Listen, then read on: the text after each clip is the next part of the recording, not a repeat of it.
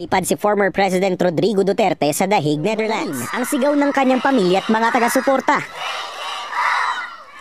Ang kapatid ni PBBM na si Senador Amy Marcos, damay na rin sa misyong ibinibigay sa kanya ni VP Sara. Sabi ko sa kanya, hindi ako ang Pangulong Duterte sa Pilipinas. Dahil ang kapatid mo ang nagpadala sa kanya sa Hague, ikaw ang magbabalik sa kanya sa Pilipinas.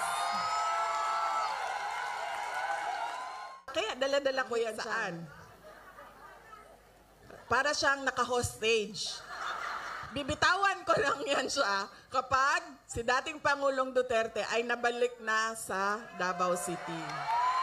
Opisyal nang nagsumite ng urgent request for interim release ang kampo ni FPRRD sa ICC na grounds. Una, hindi raw flight risk ang dating Pangulo at wala itong balak takasan ang kanyang kaso.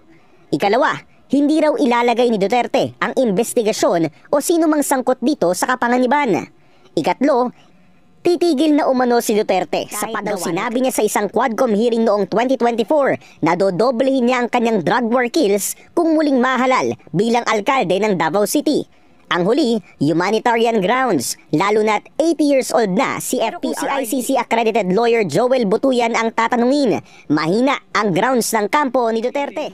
Talagang hindi niya nire-recognize yung jurisdiction ng ICC. In fact, he even withdrew the Philippines from the ICC and he even threatened ICC officials if they went to the Philippines. So talagang makikita mo na magiging flight risk siya dahil talagang he does not recognize the entity of Sa dokumentong isinumite ng legal counsel ni Duterte na si Nicholas Kaufman, sinabi niya na mayroon na silang kausap na bansa na willing tanggapin si Duterte.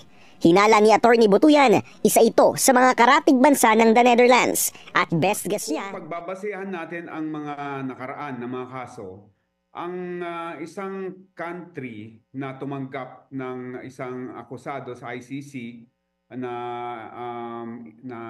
bigyan ng interim release ay ang bansang Belgium, no?